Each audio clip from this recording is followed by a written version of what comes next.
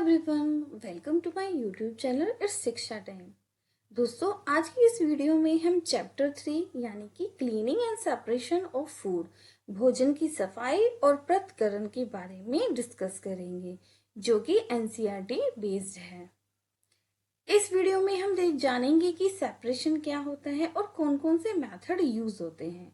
तो चलिए वीडियो को शुरू करते हैं। सेपरेशन, देखिए दोस्तों, सेपरेशन का मतलब होता है पृथक्करण, यानी कि एक मिक्सचर में से एक या दो कंपोनेंट्स को अलग अलग करने की जो प्रक्रिया होती है उसे हम सेपरेशन बोलते हैं। ये सब्सटेंसेस जो हैं वो डिफरेंट साइज के भी हो सकते हैं और डिफरेंट मटेरियल्स के भी हो सकते हैं। सॉलिड भी हो सकते हैं, लिक्विड भी हो सकते हैं और गैसेस भी हो सकते हैं। इसके बाद देखते हैं why do we need to separate substances, हमें पदार्थों को अलग करने की आवश्यकता क्यों पड़ती है। टू रिमूव द अनवांटेड और हार्मफुल इम्प्योरिटीज। अनवांटेड का मतलब होता है कि जो कि हमें चीजें नहीं चाहिए होती हैं और जो हमारे लिए हार्मफुल होती हैं, उन इम्प्योरिटीज को अलग करना। दूसरा होता है टू ऑब्टेन प्योर सब्सटेंसेस, यानी कि एक शुद्ध पदार्थ को प्राप्त करना। तीसरा हमारा रीजन होता है सेपरेशन के लिए, to separate different but useful components, यानी कि हमें यूजफुल कंपोनेंट्स को अलग करना। अब हम एग्जाम्पल देख लेते हैं सेपरेशन का। फर्स्ट एग्जाम्पल है मिल्क और कर्ड, यानी कि दूध और हम दही को चर्न करते हैं, यानी कि मथते हैं, जिससे कि हम मक्खन को अलग कर सके। इसका पर्पस होता है कि we want to separate two different but useful components, यानी कि हम दो यूजफुल कंपोनेंट्स को अलग करना चाहते हैं, यानी कि हम दूध को और मक्खन को अलग करना चाहते हैं। इसके बाद देखते हैं what do we do with the separated components, यानी कि जो सेपरेट किए गए कंपोनेंट्स हैं हम उनके साथ क्या करते हैं। We use both the components, हम दोनों कंपोनेंट्स को उपयोग में लाते हैं। हम मक्खन को खाते हैं और जो बचा हुआ दूध होता है या फिर बटर मिल्क यानी कि छाछ होता है उसे हम पीते हैं। इसके बाद हम सेकंड एग्जांपल देखते हैं टी लीव्स का। Tea leaves are separated from the liquid with a strainer, यानी कि चाय जब हम बनाते हैं तो चाय की पत्तियों को हम छलनी से छान लेते हैं, जिससे कि जो तरल पदार्थ होता है, लिक्विड जो होता है, वो हमारा अलग हो जाता है। इसका पर्पस ये होता है कि हमें जो सॉलिड कंपोनेंट है, यानी कि चाय की पत्तियां जो होती हैं उनको हमें अलग करना होता है, क्योंकि हम चाय की पत्तियों को खा नहीं सकते। इसके बाद देखते हैं कि हम दोनों प्रोडक्ट का क्या करते हैं। हम चाय को यहाँ पे पी लेते हैं और चाय की पत्तियों को हम खाद के लिए इस्तेमाल करते हैं। इसके बाद हम एग्जाम्पल देखते हैं third, grain is separated from stocks while harvesting, यानी कि कटाई के समय जो अनाज के डंठल को हम अलग कर लेते हैं। इसका पर्पस ये होता है कि हम उस हिस्से को हटाना चाहते हैं जो हम खा नहीं सकते, यानी कि हम डंठल को अलग कर लेते हैं और ग्रेन को, यानी कि हम अनाज को अलग कर लेते हैं। हम दोनों हिस्से चाहते हैं, क्योंकि जो डंठल होता है वो हम पशुओं को खिला देते हैं और अनाज को हम अपने खाने के लिए इस्तेमाल कर लेते हैं। इसके बाद लास्ट एग्जांपल देखते हैं separation of stone from rice, यानी कि चावल में से पत्थर को अलग करना। इसका पर्पस ये होता है कि पत्थर को हम खा नहीं सकते, वो बहुत हार्मफुल होता है। दूसरा ये कि हमें चावल जो है वो प्योर फॉर्म में चाहिए होता है। इसके बाद क्या करते हैं कि पत्थर जो है उसे हम फेंक देते हैं सेपरेट करने के बाद और चावल को अच्छे से पका लेते हैं। बात करते हैं मेथड ऑफ सेपरेशन, यानी कि पृथक्करण की विधि। सबसे पहले मेथड आता है हैंड पिकिंग, यानी कि हाथ से चुनना। देखिए यहाँ पे हम इम्प्योरिटीज यानी कि अशुद्धियां, जैसे कि डर्ट हो गया, यानी कि मिट्टी, पत्थर, भूसी के जो टुकड़े होते हैं वो गेहूं और चावल दालों में अलग किया जाता है, किससे, बाय हैंड्स, यानी कि हाथों के द्वारा। और ये इम्प्योरिटीज की जो क्वांटिटी होती है वो बहुत ज्यादा नहीं होती है और इसे हम आसानी से अपने हाथों के द्वारा अलग कर सकते हैं। सेकेंड होता है थ्रेसिंग। थ्रेसिंग ऐसा प्रोसेस होता है जिसके अंदर हम ग्रेन को स्टॉक से सेपरेट करने के प्रोसेस को हम थ्रेसिंग कहते हैं, यानी कि जो अनाज को डंठल से अलग करने की जो प्रक्रिया होती है उसे हम थ्रेसिंग बोलते हैं। इस प्रोसेस के अंदर जो स्टाक है यानी कि डंठल है उसे हम बीट करते हैं यानी कि पीटते हैं ओवर अ हार्ड सरफेस, एक सख्त सतह पे यहाँ पे इसको डंठल को इस पीटा जाता है जिससे कि हम जो सीड्स हैं ग्रेन हैं उनको फ्री कर सकें यानी कि मुक्त कर सकें बीज को। इसमें कभी कभी हम बैलों का भी इस्तेमाल करते हैं और हमें इस प्रोसेस में मशीनों का भी आजकल उपयोग किया जाता है। आप फिगर में देख सकते हैं, यहाँ पे अच्छे से आपको समझ में आ जाएगा। हमारा थर्ड मेथड है विनोइंग यानी कि सूप।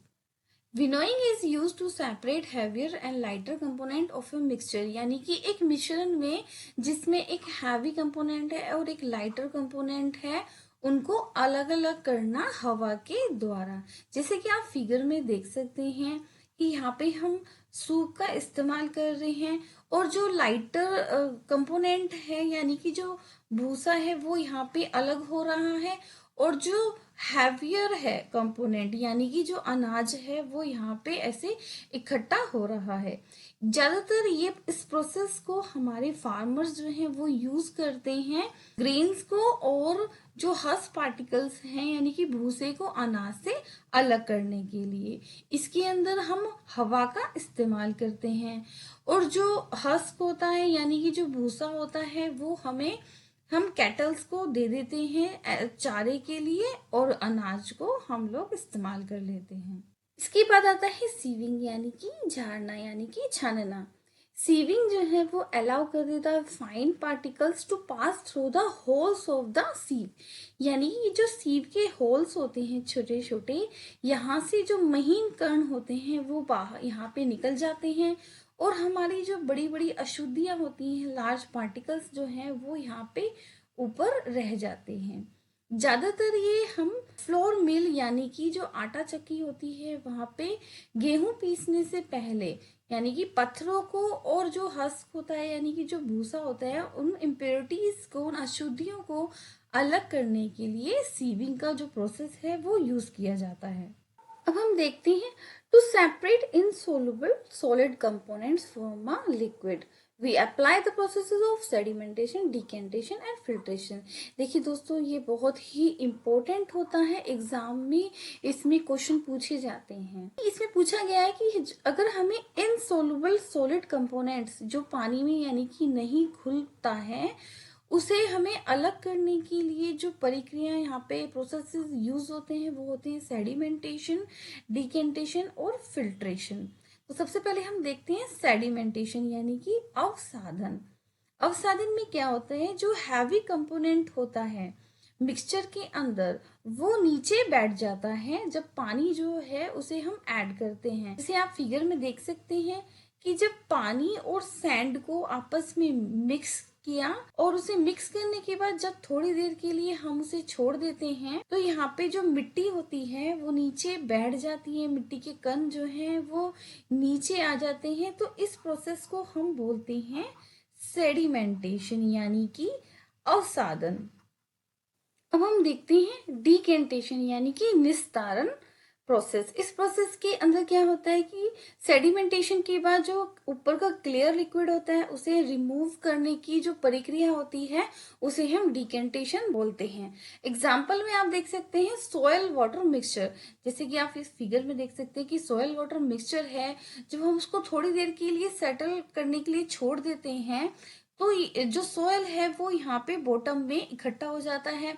इसके बाद जो क्लियर लिक्विड है वो हम दूसरे कंटेनर में डाल देते हैं। तो इस प्रोसेस को हम बोलते हैं decantation process. Is also used for separating a mixture of two liquids that do not mix with each other, यानी कि डिकेंटेशन को हम दो लिक्विड का जो मिक्सचर होता है जो आपस में नहीं मिलते हैं जैसे कि ऑयल एंड वाटर, उनको अलग करने के लिए भी डिकेंटेशन जो है वो प्रोसेस यूज होता है। कि दो लिक्विड है, ये ऑयल है और ये वाटर है, जब इसके मिक्सचर को हम थोड़ी देर के लिए छोड़ देते हैं तो दो सेपरेट लेयर जो है वो बन जाती है।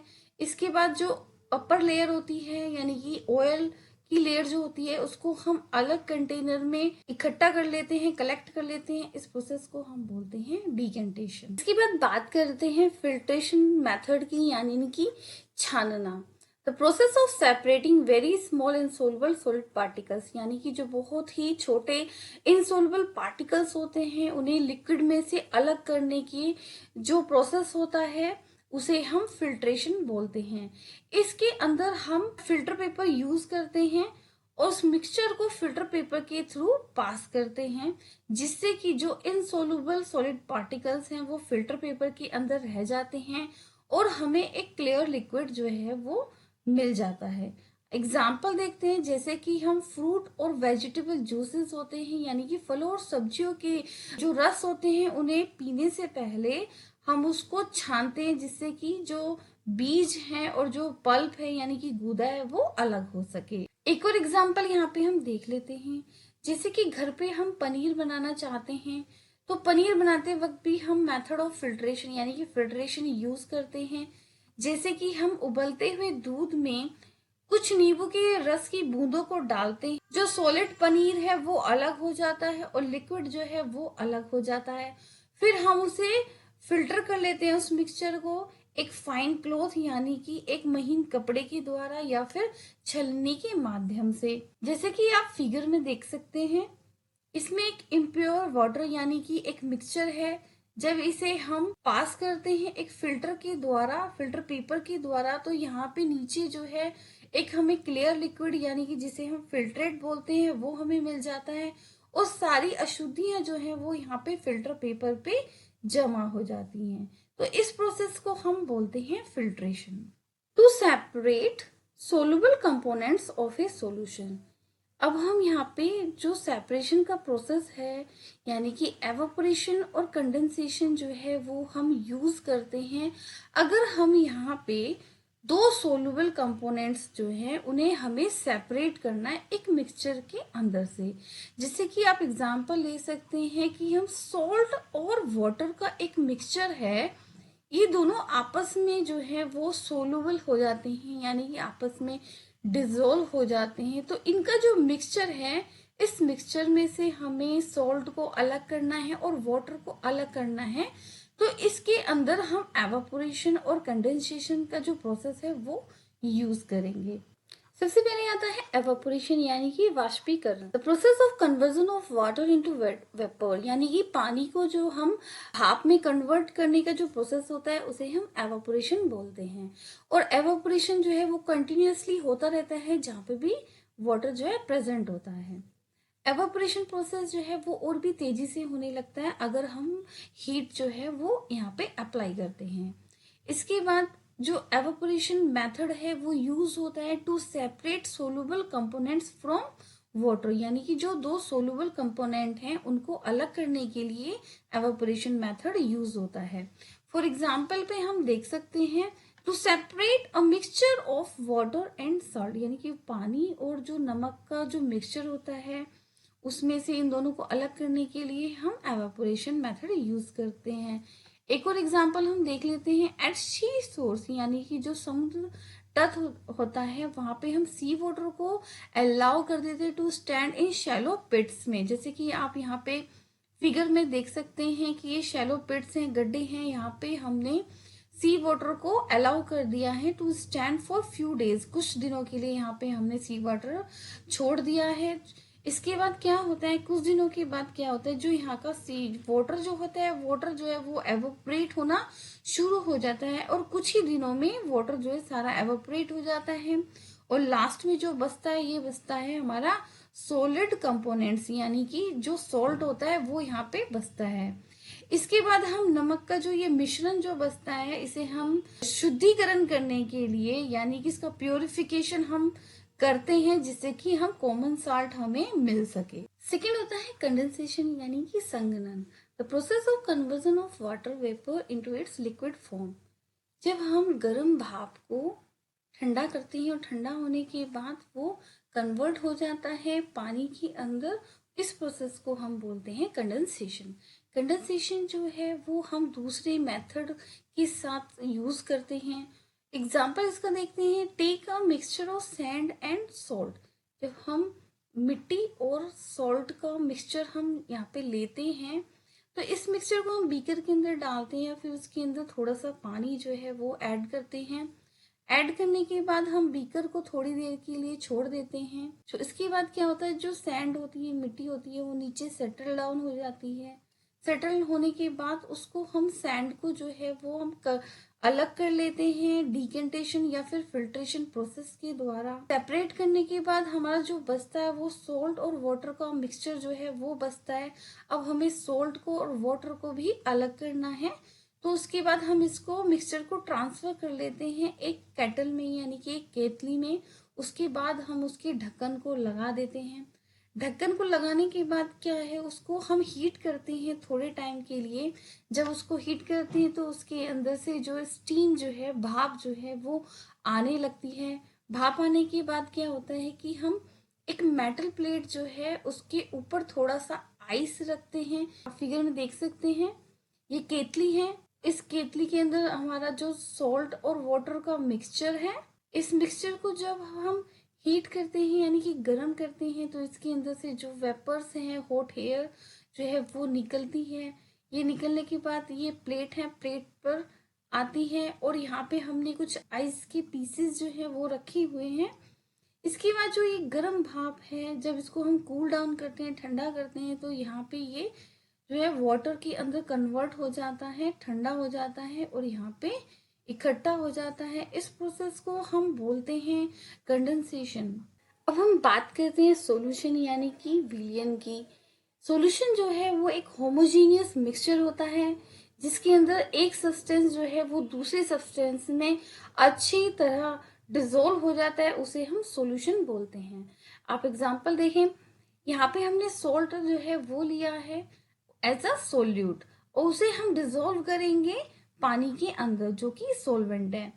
जब हम सॉल्ट को पानी में डिसॉल्व करेंगे, मिक्स करेंगे, तो हमें सॉल्ट का सॉल्यूशन मिलेगा। इसके बाद देखते हैं सैचुरेटेड सॉल्यूशन। सैचुरेटेड सॉल्यूशन होता है the solution in which maximum amount of solute is dissolved is called saturated solution. यानी कि यहाँ पे जो हमारा सोल्यूट है वो नमक है। जब हम नमक को मैक्सिमम अमाउंट में हम डिसॉल्व कर लेंगे तो एक टाइम पे ये डिसॉल्व होना बंद हो जाएगा, तो उस टाइम पे जो है इस सॉल्यूशन को हम बोलेंगे saturated solution. Thank you friends for watching the video. I hope you like the video. Please share and subscribe the channel. Thank you.